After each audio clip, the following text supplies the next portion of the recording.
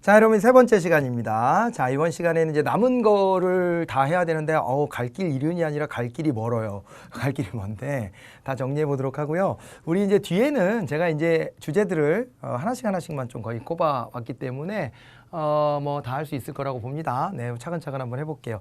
북한 안보는 별다른 이슈는 없고요. 사실은 우리 교재에 나온 거 말고, 우리 책에 나온 거 말고는 김정은이 지금 무사하냐, 뭐 요게 이제 되게 큰 이슈인데 다음 달에 나올 것 같아요. 그건 다음 달에 얘기하고, 일단은 이게 그중 우리가 좀 주목해 봐야 될 이슈가 이거예요. 아까 이제 트럼프 얘기를 앞전 시간에도 했는데요. 이 양반 너무 이게 우방에 대한 어떤 그 개념도 잘 없어요. 우리나라는 미국에 대해서 굉장히 이제 좋은 감정을 가지고 접근을 하고 있지만은 이게 자꾸 이제 이게 타협할 수 없는 지점의 요구들도 많이 해요. 자기가 필요할 때는 우리나라랑 되게 친하다고 이렇게 하고 하면서도 한편으로는 우리나라의 입장을 고려하거나 이런 것은 없어요. 이분은 원래 그 누구의 입장도 고려 안 해요. 오로지 자기의 정치적인 앞길과 그 다음에 미국의 그냥 단편적인 국익, 이런 것들 장기적인 것도 아니에요. 당장 돈이 이득이 되냐 안 되냐 이런 것들에 굉장히 큰 이제 관심이 좀 있어요, 이분이. 그리고 그것이 이를테면은 이제 뭐냐면은 이제 외국 얘기니까 우리가 그냥 까놓고 얘기합시다. 트럼프 대통령을 지지하는 사람들이 중산층 이하 백인 남성, 얘가 핵심 지지층이거든요. 이 사람들이 살짝 좀 우에서 극우 사이에 거기를 넘나들어요, 성향이. 그런 사람들이고 학력 수준도 크게 높지 않아요. 그러니까 이 사람들이 생각할 때는 자기네들이 살기 힘든 게 유색인종 같은 사람들 있잖아요. 특히 자기네 나라 국민들이야 뭐 어쩔 수 없다 치지만은 외국의 이민자들이라든가 이런 사람들이 들어온 게 문제고, 그 다음에 외국 물건이 함부로 막 자기네 나라에 싸게 들어오는 게 문제라고 보는 거예요. 그래서 자기의 일자리가 위협받는다라고 생각해요. 사실은 이거를 제대로 분석해보면 이유는 꼭 그렇지는 않거든요. 그런데 그렇게 생각을 해요. 그거는 근데 어느 나라나 그 사회의 중산층 이하 노동자 계층이 보통 그런 그 흐름에 많이 동조하는 경향이 생겨요. 그러다가 잘못된 메시지가 같이 결합되면 이것이 어떤 혐오 같은 걸로도 나타나는 거예요. 근데 그 심리를 파고들어서 여기에 나의 시장이 있다라고 생각하고 들어가서 대통령에 아무도 안 될 거라고 했는데 그 시장을 개척해가지고 동물적 본능으로 내 고객은 여기에 있구나 생각해서 그걸 잘 자극해서 교묘하게 그 속에서 무더기 표를 받아가지고 당선된 게 트럼프입니다. 그래요. 이거를 우리가 좀 잘 봐야 돼요. 그래서 트럼프가 나가는 길이 계속 그래요. 그리고 이게 자기가 정치적으로 좀 어려울 때마다 그런 그 약간 극우적인 그 차별적인 구조를 자꾸 자극을 해요. 자극을 해요, 오히려. 그래서 이게 항상 좀 이렇게 갈등이 빚어지는데, 이란 걱정을만 하고 있을 때가 아니에요. 우리나라 입장에서는 우리나라예요. 이거는 뭐 얘기했었어요. 애초 50억 달러, 6조 원을 달라. 지금 우리나라 정부가 내놓은 1조 1749억 원인데 이것도 올해 대비 13%가 올라간 거고요. 그러니까 작년 대비구나. 작년 대비 13%가 올라간 거고, 그 다음에 작년도 그 전보다 거의 두 자릿수로 올렸어요. 근데 매년 이렇게 올려줘도 지금 안 된다는 거예요. 한국은 부자 나라인데 부자 나라를 왜 우리가 도와주냐? 한국이 돈을 낼 능력이 있다. 한국이 돈을 내라. 이러는 건데, 여기서 우리가 빠져들지 말아야 될 게 뭐라 그랬어요? 미국의 이익이 없는데 여기 와 있습니까, 지금?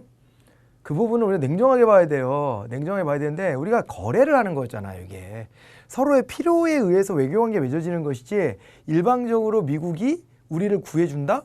좀 사대주의로 잘못하면 흘러갈 수도 있어요. 조심해야 될 부분이고, 미국에게 고마운 건 고마운 거지만은 우리가 또 한편으로는 미국도 이익이 되니까 한반도에 이렇게 개입하고 있는 겁니다. 중국을 막을 수 있는 최전선이 한국이어서 우리나라에다 사드도 배치하고 그런 거 아니에요?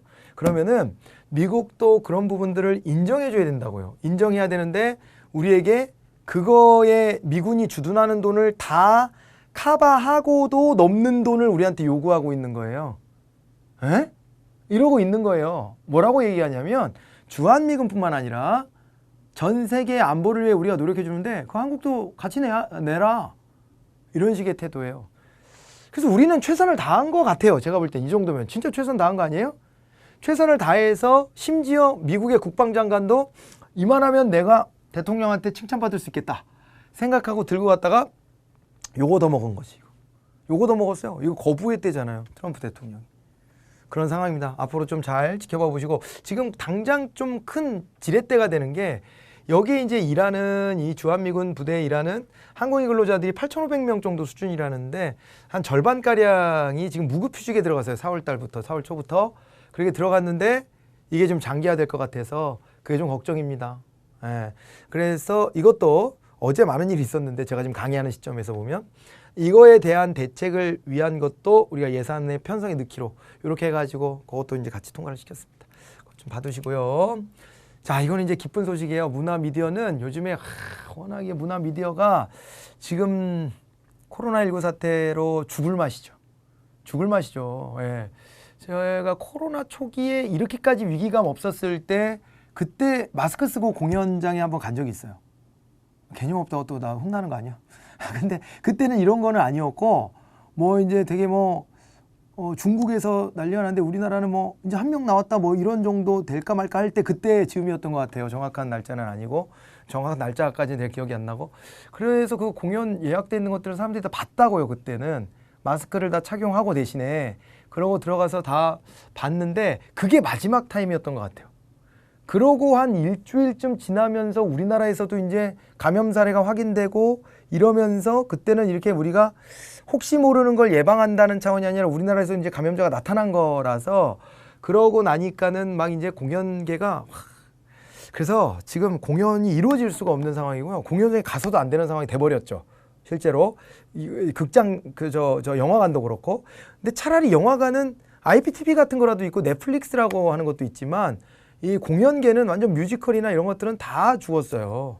다 죽어서 이거는 진짜 심각한 상황으로 이제 접어 들어갔는데, 그래서 이제 문화 미디어에서 할 수 있을 만한 말들이 별로 없고, 뭐 미디어도 보면은 뭐 우리 뭐 기술 관련된 거라든가 뭐 저 재승인 뭐 방송국 같은데 재승인 같은 거 이런 것들 정도나 좀 다뤄져 있고요. 기쁜 소식 하나가 있어가지고 요거 하나 좀 들고 왔어요. 이 소식이 좀 풍요로울 수가 없는 지금의 좀 현실입니다. 어쨌건 구름빵 백희나 작가가요, 아스트리드 린드그렌상을 수상했다 이렇게 돼 있어요. 이런 거 나오면 우리가 요거 시류가 있어가지고요 잘 몰랐던 상이잖아요 사실은. 그런데 좀 봐줄 필요가 있어요. 세계 3대 아동문학상의 한 가지래요. 그래가지고 요거 보니까는 언제 생겼냐면은 여기 저 스웨덴에서 2002년도에 아동 청소년에 대한 관심을 높이려고 제정했대요. 이런 걸 알아두는 거예요. 우리가 공부할 때, 시사 공부할 때. 요거 시험 보셔야 될 분들은 그거 해두셔야 돼요. 아스트리드 린드그렌상이라고 하는 거를 받았구나. 이렇게 좀 여러 번 읽어보시고, 그 2002년도부터 스웨덴에서 주는 거구나. 이런 거 알아두시고, 그거 말고 몰로냐 라가치상, 한스 크리스티안 안데르센상. 아씨, 안데르센은 내가 또 어디서 들어본 것 같다. 그죠? 자, 그렇게 좀 익숙하게 만드셔야 돼요. 그래서 3대 아동문학상. 이렇게 해서 한번 좀 기억해 놓으세요. 이게 굉장히 큰 쾌거이기 때문에요. 그렇습니다. 그리고 이 구름빵 보신 적 있죠? 그죠? 구름빵을 마치 이제 종이가 이렇게 입체적으로 이렇게 서 있는 것처럼, 이거 애니메이션도 그런 식으로 만들어가지고 방송을 많이 합니다. 아주 독창적인 이런 기법이라고 여기서도 이제 설명하고 있는데 되게 독특하죠. 평면의 종이 같은데 막 움직이는 이런 장면들을 만들어낸단 말이에요. 자, 뭐 그렇게 돼서 굉장히 축하할 일이 생겼고요. 요거 하나 또 이런 일이 있었다는 걸 알아두시면 될 것 같고요. 요것도요. 김빈내리 교수가, 이분이 이제 노벨상에 계속 이제 노미네이트 되는 이런 이제 그 서울대 교수인데, 과학자인데, 우리나라에서 노벨 그 과학상 수상을 한다면 이분이 1호가 아니겠냐. 이렇게 하고 있고, 그 다음에 여기 연구팀에서요, 코로나19 치료 열쇠를 찾았대요. 그러니까 이게 보면은 RNA 전사체를 세계 최초로 분석했다는 거예요. 그래서 이거를 알면은 이제 백신이라든가 치료제 같은 것들을 만드는데 굉장히 도움이 된다는 거죠. 이 구조, 설계도를 이제 어떻게 보면 이제 알게 된 거예요. 코로나19가 어떻게 생겨 먹었는지를 파악할 수 있게 된 것이기 때문에, 요거에 대해서 굉장히 큰 이제 업적이라고 보고요. 이렇게 되면은 진짜로 노벨상에 한 발짝 더 다가간 거 아니냐, 이렇게 이제 평가를 받고 있는 겁니다. 그래서 RNA라고 하는 거를 좀 우리가 좀 알아두시면 좋겠는데, DNA는 많이 들어보셨죠? 유전자 구조의 DNA와 함께 유전 정보의 전달에 관여하는 핵산인데, 리보핵산이라고도 부르고, 사스 코로나 바이러스 2 DNA가 아닌 이거는 DNA가 아닌 RNA 형태의 유전자로 구성되어 있는데, 요거에 대한 전사체를 다 분석해냈다. 이렇게 이제 보시면 되겠습니다. 예, 그래서 참 이렇게 그죠? 예, 열심히 노력해가지고 또 이렇게 훌륭한 일을 하시는 분들이 또 있어요. 예, 우리 주변에 보면 고마운 분들이 많습니다. 그죠? 그래서 이것이 어떤 그 치료제 같은 걸 만드는데 열쇠가 될 것으로 기대한다고 하니 잘 한번 우리가 좀 기다려 보면 좋을 것 같습니다. 노벨상 소식도 좀 오면 좋겠네요. 그죠? 자, 그리고 이제 스포츠 엔터에서는 도쿄올림픽 내년 개최, 코로나19의 사상 첫 올림픽 연기 이렇게 됐습니다. 제가 그런 얘기 있잖아요. 우리나라가 코로나에 대해서 칭찬받는 거는 저는 하나라고 본다. 이게 하나라고 보는데, 이게 그래서 정부에서도 의료진에게 고마워요. 요즘에 이런, 그죠? 예, 운동하는데요. 정말 이제 의료진의 이 수고로움이 돌아가신 분도 있고, 과로로. 그래서 이제 이 고마움을 진짜 그분들한테 많이 돌려야 되고, 그리고 이제 정부도 잘했다. 예, 우리 잘했을 땐 잘했다 그러고, 또 잘못했을 땐 따끔하게 또 뭐라고 해야 되겠죠. 근데 이게 이제 무엇보다 정부가 아는 척하지 않는 게 중요하다. 아는 척하지 않는 게 중요하다. 트럼프 대통령이 매일 브리핑하다가 뭘 보고 그렇게 하셨는지, 이분이 그 살균제를 몸에다 주입하면은 이게 박멸되는 거 아니냐, 이런 얘기를 했다가 엄청 욕을 먹고 비난을 받고 지지가 떨어지고, 그래서 브리핑을 멈췄어요. 그러니까 이게 정치인은 자기 위치에서 해야 될 일이 무엇인가를 잘 생각해 봐야 돼요. 자, 이번에 아베 얘기 다시 한번 합시다. 우리 아베가 도쿄올림픽에 대한 의혹이 넘쳤죠. 이 봐보세요. 저도 그런지 잘 모르고 있었는데, 아베 임기가 이제 3번째 임기인데 내년 9월 말에 만료가 되면 끝난대요. 자민당 내규를 보니까, 당규를 보니까 총재 임기가 3년까지만 하게 되어 있고, 그래서 아베 총리의 자민당 총재 3번째 임기가 요게 이제 내년 9월 말에 만료가 된다는 거예요. 그래서 올해 올림픽을 자기가 치러내서 내가 우리나라를 강성하게 만들었다 라고 하는 것을 하고 싶었던 거예요, 이분은. 이런 것들을 우리가 상징 정책이라고 하는데요. 국가의 부강함을 이런 걸로 표현하려고 했던 거예요. 그래가지고 요거 얘기도 한번 한 적이 있으니까요. 요거도 한 적이 있으니까 그거 보시면 그거 기억해 내시면 되는데요. 어쨌건 일본 제도는 의원내각제고요. 정치적으로 보면 총선거를 치러서 과반 확보한 정당이 그 당의 당수가 총리로 선출되어서 총리를 맡고, 그 다음에 그 당의 의원들이 그 장관을 맡아 들어가는 이런 구조예요. 우리나라랑은 다르죠. 그래서 의원내각제라고 이제 부르는 건데, 여기에서 이제 임기 제한을 3년까지만 일본은 두고 있어서, 그래서 임기가 끝난 거구나, 이제 더 이상 총리가 안 되는 거구나, 이렇게 되는 건데, 자기 임기에 하고 싶었던 게 강한 나라, 특히 후쿠시마 원전 사고 이후에 자기네 국운이 좀 쇠했다라고 보고 이것을 그렇지 않다라는 것을 말해주고 싶어가지고 거기에 이제 혈안이 돼 있었고, 그래서 올림픽을 어떻게든 개최하고 싶어 했고, 후쿠시마를 극복했다 내가 이거를 하려고 했는데 이게 잘 안 된 거죠. 그리고 그 와중에 이 마음이 너무 큰 나머지 이제 코로나 진단 검사를 하지 않아 가지고 우리 안전하니까 우리나라에서 올림픽 해도 돼요 이거 하려고 코로나 검사를 안 해서 확진자가 안 나타나는, 그래서 일본은 청정해요 이렇게 주장하는 이런 일들이 벌어졌고, 지금 이게 터지고 있다 이런 거예요. 그래서 정치인이 자기의 정치적 유불리를 따지는 거, 유불리를 따지는 거. 우리나라도 그럴 유혹이 있었어요. 총선 앞이었잖아요. 코로나를, 그래서 이걸 감추고 싶은 욕망이 정치인은 들 수밖에 없어요. 근데 그거를 누구의 결단인지 모르겠는데, 시스템의 성공인지 대통령의 결단인지 어디의 결단인지 모르겠지만 선거를 앞두고 사실은 좀 그런 거 고려하지 않고 덤벼든 거예요.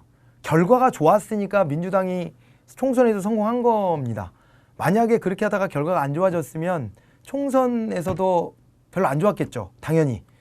그래서 그거는 정치적 유불리를 따지고 들어갔다라고 보기는 좀 어려운 거라, 그렇게 하는 거가 때로는 필요하다. 정치인들이 뒤로 빠져주는 게 필요할 때가 있고, 전문가 영역을 맡겨놓고 우리 집단지성의 힘을 믿어야 될 때가 있다. 됐죠? 그런 걸 우리가 교훈으로 좀 남겼으면 좋겠어요. 그래서 이 취지로 이것도 뭐 우리 스포츠도 멈춰 있어 갖고 이것도 별로 할 말이 없기도 하고요. 큰 뉴스가 없는데 도쿄올림픽 내년 개최가 무산된 거 올해 개최가 무산되고 내년으로 연기된 거, 그것은 사실은 이게 이 상징 정책에 대해서 국가의 부흥을 보여주고 싶었던, 스포츠가 그렇게 많이 활용되잖아요. 여러분 알잖아요. 3S 정책 그럴 때도 스포츠가 들어가잖아요. 이런 걸 통해서 정치적으로 뭔가를 활용하는 경우가 많아요. 우리나라가 프로야구 출범, 저도 프로야구 좋아합니다만은 그런 것들이 프로스포츠가 생긴 게 전두환 정권이 등장하고 이걸 국민의 관심사 그쪽으로 끌어내려고 했다. 뭐 너무 유명한 얘기잖아요. 그러니까 이제 그런 식으로 아베가 이걸 활용하려고 했던 거죠. 근데 생각처럼은 잘 안 돼 버렸다. 근데 1년 뒤로 연기한 건요, 2년 뒤로 연기할 수도 있었는데 아베가 주도적으로 이제는 더 이상 버틸 수가 없다 그래서 자기 임기 내에 그래도 하려고 내년에는 좀 잠잠해지지 않을까, 그러면 할 수 있지 않을까, 이런 욕심으로 지금 1년 연기했대요. 2년이 아니라. 그랬다고 합니다. 자, 이제 그런 이제 분석 기사들이 나오고요.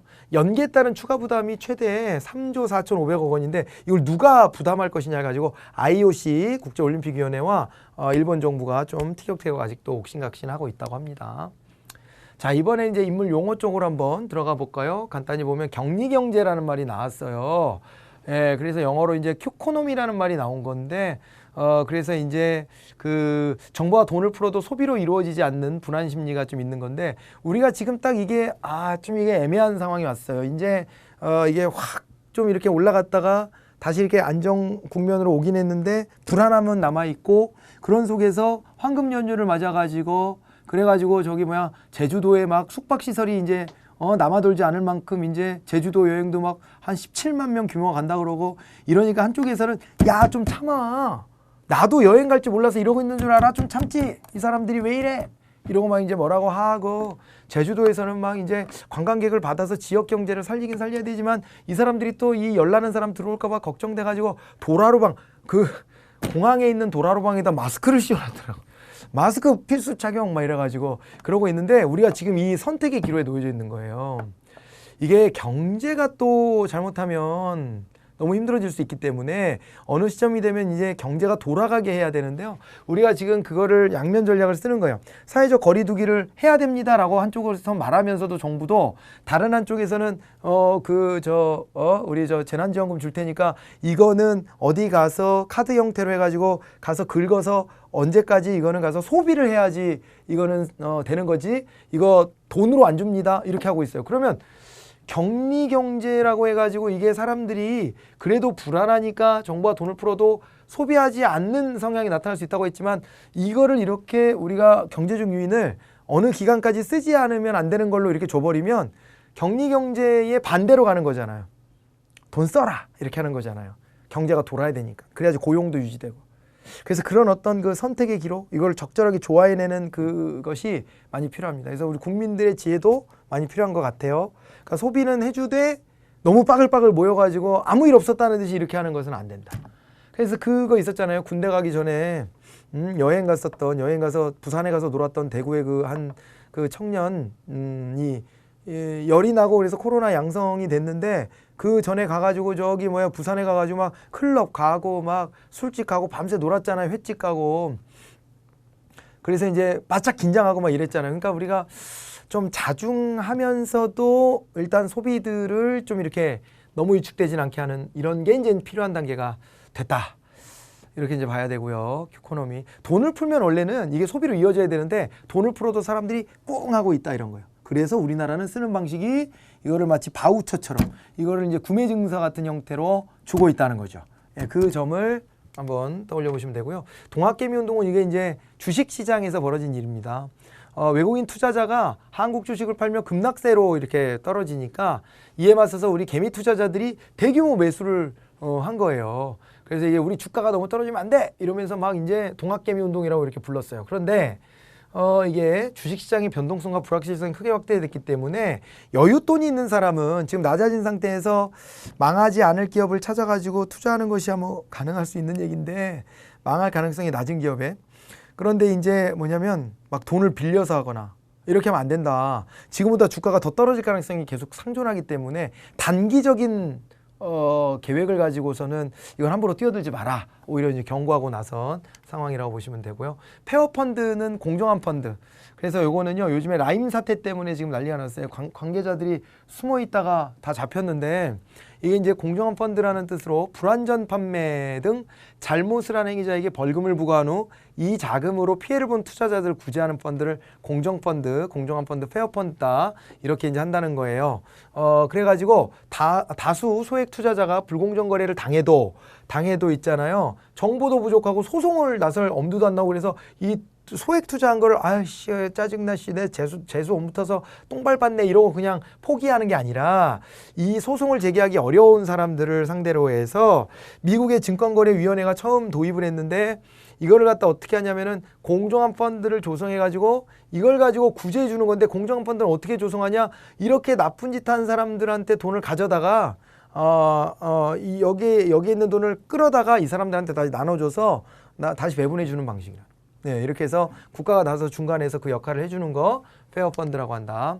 언택트 마케팅, 그래서 이건 접촉을 뜻하는 콘택트와 부정, 반대를 뜻하는 언을 붙여서 마케팅과 결합한 신조어다 해가지고 접촉하지 않는, 그죠? 언택트, 접촉하지 않는 마케팅을 한다. 그래서 키오스크 기술이 굉장히 많이 활용되고 있고, 요즘에 챗봇, 온라인 강의 같은 거 이런 것들이 생기고, 아까 공연계도 얘기했는데, 공연계도 아이디어를 내야 돼요. 여기 그냥 속수무책 그렇게 있으면 안 되고, 이게 지금 단기 안에 끝날 문제 아니기 때문에 온라인으로 어떻게 고객을 찾아가는 방법이라든가 이런 것들에 대해서도 좀 심도있게 고민해 봐야 됩니다. 영화는 되는데 왜 공연은 안 돼요? 공연은 생생함 때문에 좀 어렵긴 해요. 그렇다면 다른 재미 요소들을 좀 끼워서 판매하면서 좀 버텨야죠. 지금은 어쩔 수 없어요. 그래서 언택트 마케팅 같은 것들, 이런 것들은 좀 해봐야 되고, 그런 상황이네요. 대면 서비스가 야기하는 피로감을 없애고 불필요한 소통과 시간 낭비가 없다는 게 장점이래요. 그러니까 이게 코로나 사태 때문에 더 그렇게 되긴 했지만은, 요즘에 사람들은요, 그러니까 가서 뭘로 주문하시겠어요? 이런 소리도 듣고 싶지 않은 거예요. 그냥 내가 밖에서 이제 어플로 이렇게 딱딱딱딱 주문해 놓으면 가서 몇 번 손님 딱 주는 거예요.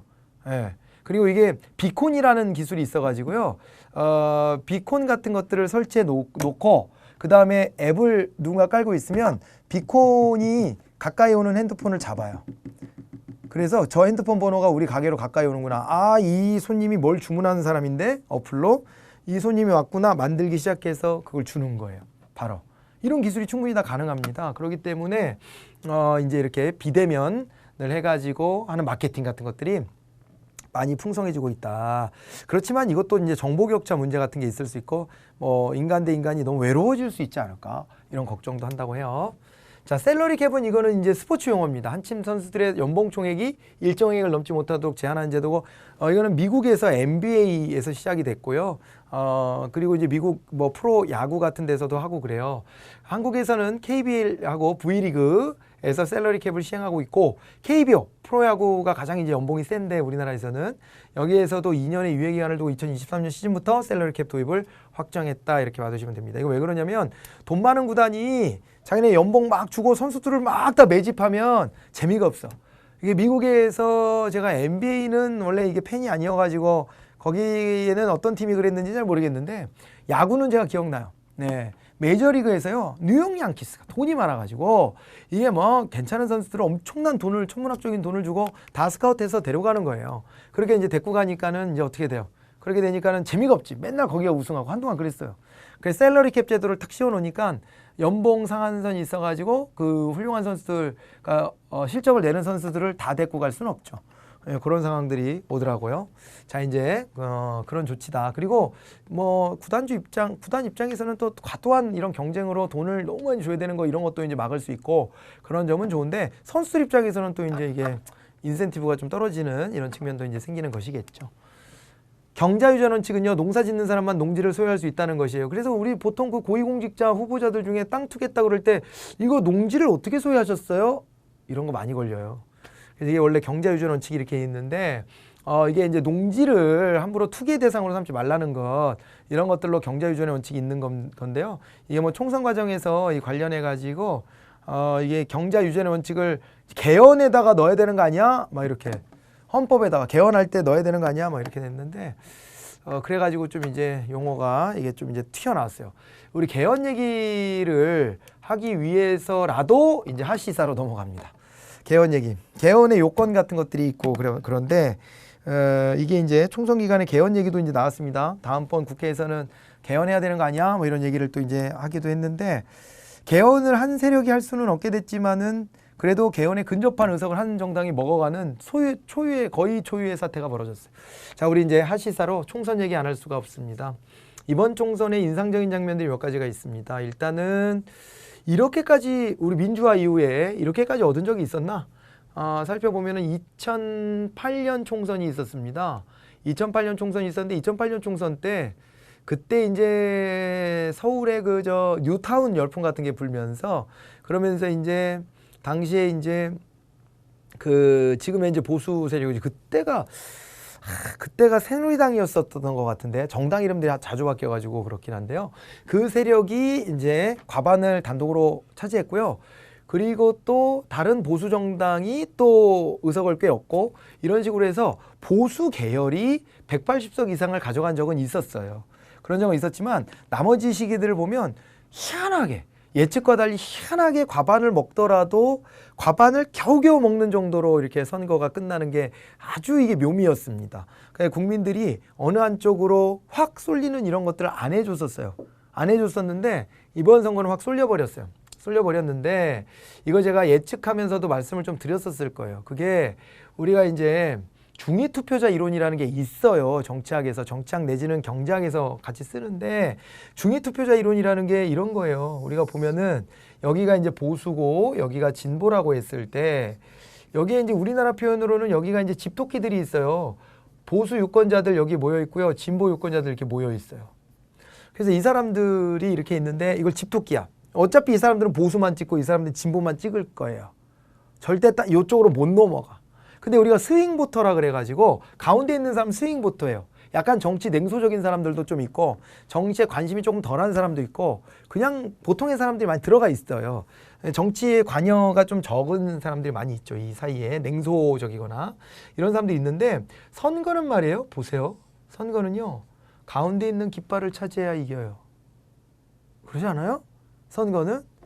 이게 이제 중위투표자 이론이라고 하는 거예요. 여기서 이기려면 시장 점유율을 올려야지. 경제학적으로 비유해서 표현하자면. 그러면 중도로 이렇게 확장해 가는 걸 잘해야 돼요. 근데 민주당이 그걸 잘했어. 민주당이요. 여기까지 이렇게 확장을 했어요. 이번에. 확장하면서 자기 지지층한테 욕먹어가면서까지 뭘 했냐면요. 조국 얘기 못 나오게 하는 거. 자기네들은 억울하다고 생각해요. 조국이 저렇게 된 것은 검찰이 개혁에 반발해서 마녀사냥식으로 수사를 해서 저렇다고 생각해, 이 사람들은. 그렇지만은 열혈 지지층, 이 진보의 열혈 지지층이 조국에 대해서 왜 그런 식으로 하냐? 조국 억울하지 않냐? 검찰 두고 봐라. 이럴 때 그러면 안 돼. 그 얘기가 선거 때 튀어나오면 안 돼. 이렇게 자중을 시켰어요. 자중을 시켰어. 그 이슈가 튀어나올 것 같은 후보자를 막 컷오프하고. 왜? 그래서 아예 공천 배제해버리고 이렇게 했고요. 그 와중에 이제 청와대 대변인 하다가 부동산 투기한 거 아니냐?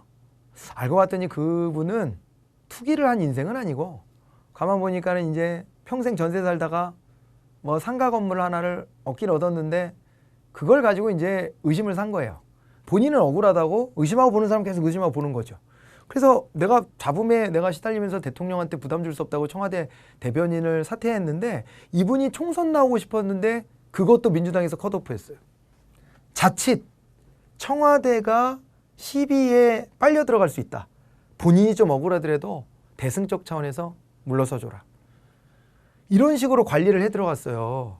그래서 시끄러워질 수 있는 사안들을 다 관리하면서 자기네가 좀 당장은 여기 열혈 지지층한테 좀 혼나더라도 그게 문제가 아니라 중도에 있는 사람들 끌고 가려고 한 겁니다. 중도에 있는 사람들을. 그래서 이걸 산토끼라 그래. 우리나라 정치권에서.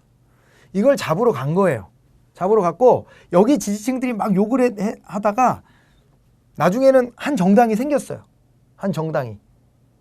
문재인 대통령을 우리가 지킬 거다라고 하면서 민주당이 아닌 다른 정당이 하나 생겼어.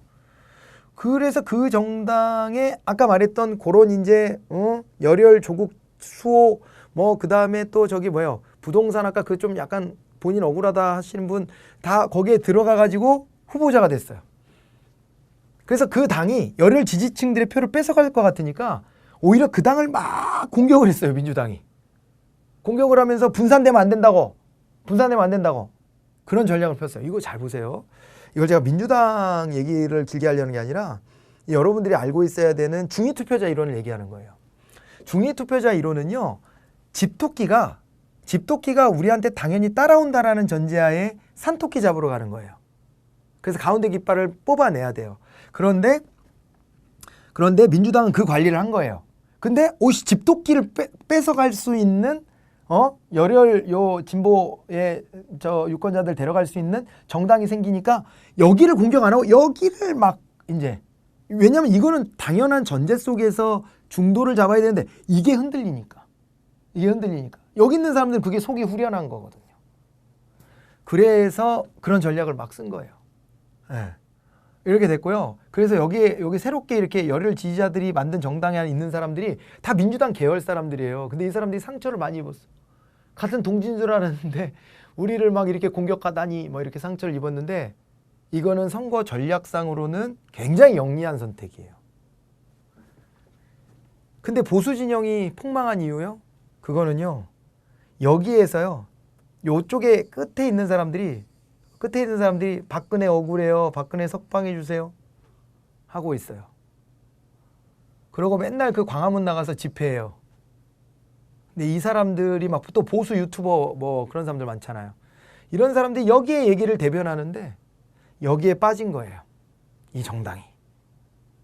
근데 왜 애매해졌냐면은 핵심 지지층들도 이 정당에서 뭉치질 못하고 있는 상황이 된 거예요. 박근혜 대통령 탄핵 이후에. 그러니까 이거를 뭉치느라고 그렇게 한다고 저는 봤어요. 그래서 여기에 힘을 얻으려고 그렇게 하나 보다. 근데 선거가 다가오면 여기를 뭉쳤으면 일로 나가야 돼. 일로 나가야 선거를 이겨. 그런데 못 나가더라고요. 못 나가고 잘못된 정보에 빠져. 자기 최면에 빠져. 그래서 자기 피셜에 빠져가지고 분명히 판세가 되게 불리하게 돌아가고 있는데 아닐 거다. 보수 쪽 유권자가 더 숨어 있다. 그래서 지금 안 보이는 게 있다. 그러니 선거 때는 지금의 여론조사 결과랑 달리 이길 거다. 그러면서요. 여론조사 결과를 발표하면 여론조사 기관들을 공격했어요. 왜 니네 돈 받고 민주당한테 유리하게 자꾸 여론조사 결과 발표하는 거 아니야? 뭐 이래가면서. 이거 큰일 나는 거예요. 이렇게 하면. 이번에 교훈을 얻었기를 바랍니다. 얻어야지 이 세력도 다시 회복할 수 있는 기회가 있는 거거든요. 근데 여기에 자꾸 요 목소리 큰 사람들이 빠져버리면 이 정당은 희망이 없어요. 이제 그러면 계속 쪼그라진 상태로 있는 거예요. 자, 이제 몇 가지 얘기를 해드릴게요. 우리나라 정치판에서는 기울어진 운동장이라고 얘기를 표현하는데 운동장이 전에는 박근혜 대통령이 출연할 때까지는 4대3 정도로 이제 보수가 40, 콘크리트 지지 40, 진보가 30쯤 됐어요. 그러면 70이죠. 가운데 30이 있는 거예요. 스윙보터가. 그래서 그 스윙보터를 가져오는 거를 진보가 더 많이 노력을 해야지 가져가. 그래서 선거만 하면 거의 져. 응? 거의 져. 그런데요. 탄핵 이후에 바뀐 거예요. 진보가 40, 보수가 30. 이 판을 읽어야 돼요. 그래서 이 기울어진 게 이렇게 방향이 바뀌었거든요. 그런 상황에서 여긴 중도를 조금만 갖고 오면 되는데 오히려 여기는 더 열심히 노력해서 중도를 확 가져오려는 노력을 했고 여기는 이제 자체 내부 전열 정비가 안 되는 바람에 안 된 거예요, 일로. 그리고 약간 여기 이제 합리적 보수를 자처하는 세력이 박근혜 대통령 탄핵 이후에 밖으로 나갔다가 합당을 했거든요. 그러면 힘이 이 중도 보수를 지향하는 사람들한테 힘이 쏠렸으면 선거 이번 결과가 달라졌을 거라고 봐요. 대통령 임기 3년차 지났는데 여당이 이기기 어려워요. 어려운데 물론 코로나 변수도 있었지만은 경제나 이런 거를 생각해 보면 어려울 수밖에 없는 선거예요. 중간 선거잖아요. 그런데 정부 심판론을 막 들고 나왔지만 안 됐어. 안 된 이유가 야, 니네는 진짜 내가 못 받아들이겠다. 이렇게 한 중도에 있는 사람들을 생각해 봐야 돼요. 맨날 태극기 들고 광화문 앞에 모여서 성족이랑 같이 흔들면서 거기서 박근혜 대통령 석방을 요구하는 사람들을 가운데 있는 사람들은 이거 못 받아들이는 거예요. 이게 원리가 있는 겁니다. 알겠죠? 그래서 지금은 진보가 이 판이 바뀌었다. 요거를 여러분들이 이제 앞으로 우리나라 정치를 볼 때 그렇게 이해하시면 되고 됐죠? 그리고 이제 우리나라가요. 이게 있어요. 그러면 이게 4대 3이잖아요. 지금 4대 3이고 가운데 먹는 싸움인데 왜 근데 선거 결과는 이쪽이 혼자 180 플러스 진보 다 따지면 알파도 있잖아요. 이렇게 됐고 왜 여기는 뭐 100 플러스 알파 정도밖에 안 됐냐. 이건 왜 그렇게 됐느냐. 이 이유는요. 우리나라 선거제도가 자 국회의원 이건 얘기 말씀드렸었어요. 국회의원이 선거가요. 지역구 중심이어서 그래요. 지역구 중심. 지역구 의원이 253명이고요. 비례대표 있죠. 정당의 득표율로 주는 비례가 47개밖에 안 돼요. 그래서 요 판으로 돌아가는데 요게 소선거구 다수대표제. 선거구별로 1등한 사람만 이기는 거예요. 1등한 사람만 배지를 달아요. 그래서 기자들도 이거 용어 잘못 쓰던데 사퇴한 후보자에게 표를 주면 사표가 되니까 조심해야 됩니다. 이렇게 브리핑하던데 그거 틀린 얘기예요. 사표가 아니라 그건 무효표라 그러는 거예요. 무효표라 그러고 사표는 표 계산이 정식으로 됐어요. 표 계산이 정식으로 됐지만 그런데 어떻게 된 거예요? 정식으로 표 계산이 됐지만은 떨어진 사람한테 간 표를 사표라 그러는 거예요. 무효표랑 달라요. 근데 여기는 4대 3이면요. 이거 거의 사표가 돼 버리는 거예요. 사표가 돼요. 그나마 이 100석 얻은 거 어떻게 얻었어요? 영남에서 다 이겨서 얻은 거예요. 그래서요. 영남에서는 또 여기가 40 얻을 때 영남에서는 여기가 30이 아니라 보수가 50을 얻더라고요. 50을 얻어. 50에서 60. 여기가 40몇 얻을 때. 그래서 이긴 거예요. 저 영남에서는. 그래서 영남에서도 사실은 진보의 약진이 있어요. 그래서 민주당은 전국 정당이 되어져 가고 있어요. 그런데 이쪽은요. 호남에는 후보자도 안 내요. 거의. 후보로 나서는 사람도 없고 수도권도 거의. 그리고 스윙보터가 되는 게 충청 지역인데 충청도 거의 패배했다고 봐야 돼요. 그러니까 이런 상황에서 영남에만 딱 머물러요. 이러면 이거 지역당 되는 거예요. 이제 지역당. 그래서 요 이치를 잘 계산해야 되고 여기 유권자들이나 그 보수 유튜버들이 여기 세력을 죽이고 있는 거예요. 이거는 그 사람들이 이렇게 만든 거예요. 사실은 그것을 잘 봐야 돼요. 거기에 빠져들면 안 돼요. 그리고 민주주의를 위해서라도 극단적인 생각을 하는 사람들보다는 합리적으로 서로 상대방의 주장도 들을 수 있는 사람들이 중심이 돼야 되는 게 맞기도 해요. 맞죠? 그런 차원에서 생각을 좀 해보시면 좋을 것 같고 소선거구 다수대표제 때문에 결국에는 여기가 전국적으로도 30%의 득표를 얻고도 의석은 확 기울어져 버렸다. 이렇게 봐야 되는 겁니다. 예. 그래서 여기가 괴멸한 게 아니에요. 여기도 그래도 30%는 아직도 찍어준다. 그걸 보는데 선거는 이길 수가 없다. 가운데 깃발을 얻어와야 된다. 이렇게 봐두시면 됩니다. 그래서 그 결과는 여러분들 한번 쭉 보시면 되고 그냥. 네. 그리고 이게 놀라운 일이죠. 투표율이 엄청 올라갔어요. 그래서 사전투표 아시죠? 사전투표는 선거가 정식 선거일 전에 금토에 하는데 이틀간 하는데 그게 26.69로 이거 도입한 이후 역대 최고치를 기록했고요. 그리고 이제 이 66.2% 최종 투표율 나왔는데 이것도 28년 만에 최고 투표율이니까 굉장히 이제 좀 고무적입니다. 고무적이고요. 그 다음에 이번에는 만 18세 유권자들도 처음으로 이제 선거를 했죠. 네, 그렇게 봐두시면 됩니다. 그죠? 근데 출구조사가 좀 틀렸어요. 출구조사는 어떻게 하는 거냐면요. 출구조사는 그 이제 투표하고 나온 사람들을 50m 밖으로 데리고 나가서 거기에서 누구에게 투표했는지를 물어보는 거예요. 동의하에. 그렇게 하는데 요거는 어쩔 수 없어요. 이게 지역별로 후보자가 다 다른데 이게 샘플이 적어가지고요. 그래가지고 이걸 대통령 선거나 이럴 때는 잘 맞추는데요. 국회의원 선거는 못 맞춥니다. 근데 이번에도 뭐 자기네들끼리는 그래도 얼추 맞췄다고 하던데 이거 봐봐요. 민주당하고 민주당의 그 저 위성정당 시민당 합쳐서 178석 최대 178까지 예측했지만 이거 넘어갔고 통합당하고 미래한국당하고 여기 위성정당이요. 여기 합쳐서 107석을 예측했는데 최소 107석이라 그랬는데 이거보다 안 됐거든요. 이거보다 안 됐어요. 그러면은 뭐예요 이게? 그렇잖아요. 그죠? 예측치 완전 벗어난 거죠. 넓혀서 이렇게 최소 최대를 했는데 그거 다 벗어나 버렸어요. 그리고 미래통합당이 103석을 획득했다는 것이 뭐 개헌 저지선이다 이런 얘기 나오잖아요. 우리나라 개헌은 개헌하는 대통령이나 국회 제적의원 과반수의 발의가 있어야 되고요. 제안이 있어야 되고, 그러고 나면 국회에서 이게 표결에 들어가야 되는데, 국회 표결은 제적의 3분의 2 이상이에요. 제적의 3분의 2니까 200명이잖아요. 그리고 그걸 저지하려면 100명 넘어야 되죠. 100명 넘었어. 겨우 넘어가지고 개헌 저지선이다 이렇게 얘기를 하는 거예요. 근데 개헌은 여야가 합의해서 해야죠. 개헌은 우리나라 전체 제일 큰 법을 바꾸는 건데, 그걸 어느 정파한 쪽에서 하면 그거는 안 될 일입니다. 그래서 뭐 저는 의미 없는 얘기라고 저는 봐요. 그렇게는 보는데, 어쨌든 개헌 저지선이라는 말은 그런 얘기구나. 3분의 2를 막았구나. 이렇게 이제 봐두시면 돼요. 겨우 막았어 저것도. 이렇게 됐고 이렇게 됐습니다. 그래서 민주당은 굉장히 큰 이제 압박감을 느껴요. 이렇게 되면 책임 소재가 너무 뚜렷해져요. 이제 뭐만 잘못하면 민주당 니네 똑바로 못하냐? 다음번 선거 때 국물도 없어 이렇게 되는 거예요. 그래서 그런 상황이 됐다 봐두시고요. 이거는 뭐 이제 하시사에서 박사방 운영과 조주민 신상정보 공개인데요.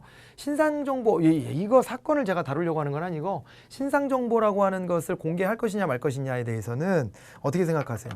신상정보 다 까야 된다 이렇게 하는데, 이런 사건은 까야 되는 게 맞는 거라고 저도 100% 동의하고요. 근데 의심스러운 사건에서 함부로 막 까면은 그거는 이제 무죄 추정 원칙에서 벗어나요. 그래서 유죄가 확정되기 전에 무죄로 추정할 때 얼굴을 까는 것은 신중해야 된다. 이거 하나는 봐둬야 되는데, 얘네들이야 뭐 비호의 여지가 전혀 없어요. 저는 악마들하고 같이 살고 있다는 게 굉장히 불쾌할 따름이에요. 진짜. 제가 웬만하면 인권이나 이런 차원에서는 함부로 하면 안 된다를 견제하려고 노력하는 편인데, 그 수준을 많이 넘어가죠. 이거 우리가 사람 새끼랑 같이 사는 건지 짐승 새끼랑, 짐승은 저런 짓을 안 하죠. 그렇지 않나요? 정말 나쁜 놈들이에요. 여기 들어와서 낄낄거렸던 사람들 진짜 평생 죄인 심정으로 앞으로 똑바로 살았으면 좋겠어요.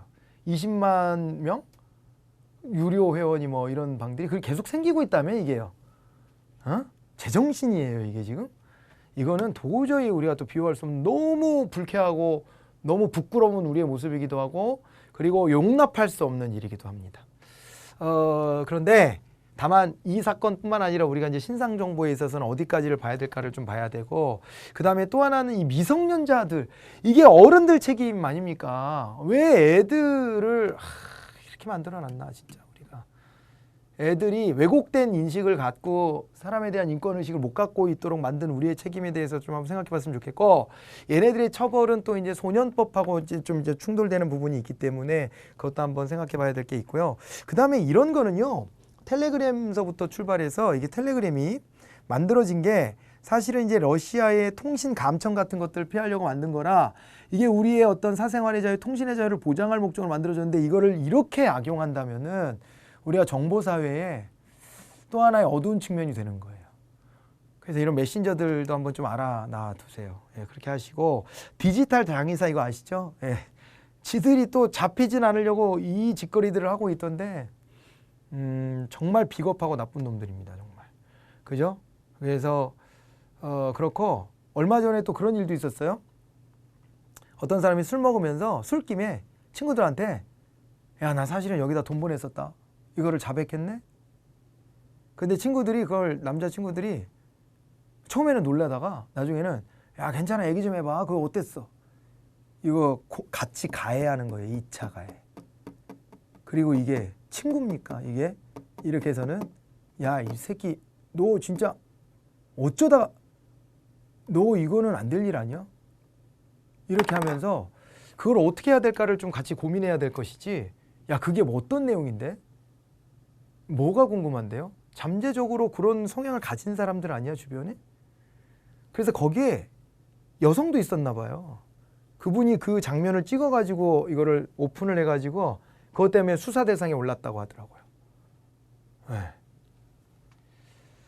우리의 인식 수준이 어느 정도인지, 우리가 참 우리 국민이 많이 진짜 세계적으로도 자랑스러운 것들 많이 잘해요. 그런데 아직 이런 부분들에서 미흡한 점들이 있는 거죠. 개선돼야 됩니다.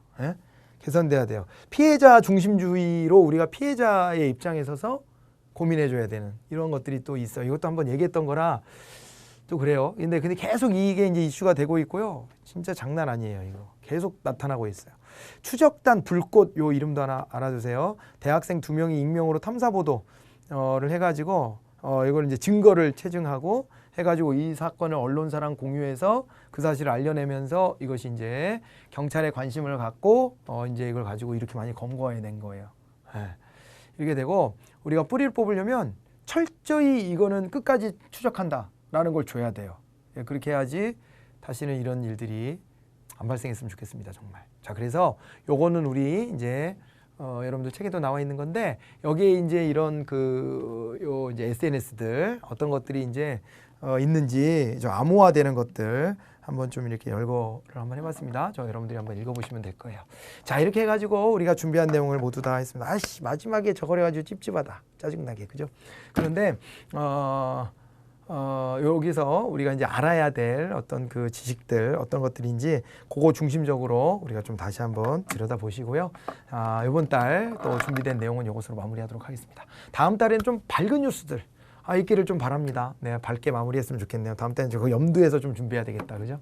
네, 그렇게 한번 해보겠습니다. 고생들 하셨고 좀 마음이 무겁겠지만 계속 좀 우리 힘내서 여러분들 준비하시는 거 잘하셨으면 좋겠습니다. 수고하셨습니다. 마치겠습니다.